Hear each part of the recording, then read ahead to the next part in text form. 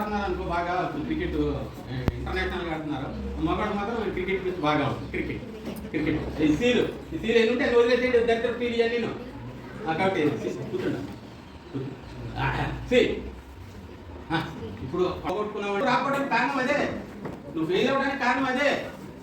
అది కాకుండా ఇక తెలివితేటలు ఎందుకు లేవు, అందరికీ ఉంటాయి తెలివితేటలు, కాకపోతే కొంచెం అటు ఇటుగా ఇన్హెరిటెన్స్ అని ఉంటుంది. మన వంశ పారంపర్యంగా మనకు వచ్చేటువంటి దాన్ని బట్టి కొద్దిగా తెలివితేటలో కొద్ది మార్పు. కానీ కృషి కనుక నువ్వు చేసావు అనుకో, శ్రద్ధ, శ్రమ, కృషి, పట్టుదల, ఈ 4 స్తంభాల మీద నువ్వు నిలబడితే నిన్ను ఇవన్నీ ఏమి చేయి.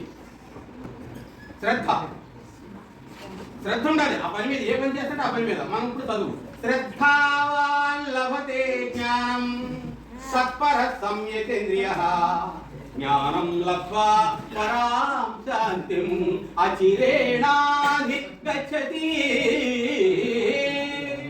శ్లోకం అంటారు, పద్యం గారు. ఎప్పుడన్నా విన్నారా? లేదా చచ్చిపోయింది కట్టుకుంటున్నారు, వెళ్ళలేదా? అంటే మన జీవితాన్ని ఒక సక్రమమైన మార్గంలో పెట్టేటువంటి గ్రంథం అది.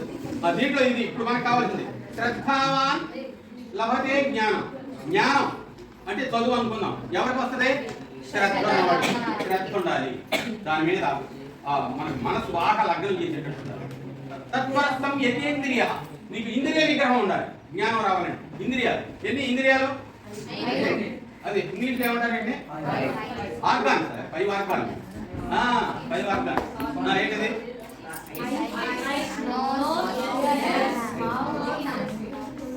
మౌత్ కాదు, అది కూడా గుర్తుపట్టాలనుకో. ఇది ఏంటనుకో, బొక్క ఇది కొట్టాను. ఈ 5 ఆర్గాన్స్ ఇవి మోస్ట్ డేంజరస్. ఏది నువ్వు కంట్రోల్లో పెట్టుకోకపోతే. కన్ను ఏమంటది? ఇవి చూద్దాం, అమ్మాయిని చూద్దాం, అబ్బాయిని చూద్దాం. చాలా డేంజరస్ ఇది. దీన్ని కోతి, మన మనసు కోతి లాంటిదంట. కోతి ఒక కొమ్మ మీద నుంచి ఇంకో కొమ్మ మీదకి ఎలా గంతుకు వెళుతుందో మన మనసు కూడా అంతే. కట్టె పెట్టుకుంటుంది. ఇప్పుడు కొంచెం ఇందాక మన కాన్సన్ట్రేషన్ లేదు. ఇప్పుడు గంటన్నర నేను నుంచున్నా కానీ మీరు మాత్రం గంటన్నర ఉండలేరు. కాబట్టి వీటిని బాగా కంట్రోల్ చేసుకోవాలి. కన్ను సెల్ ఫోన్ టీవీ చూద్దాం.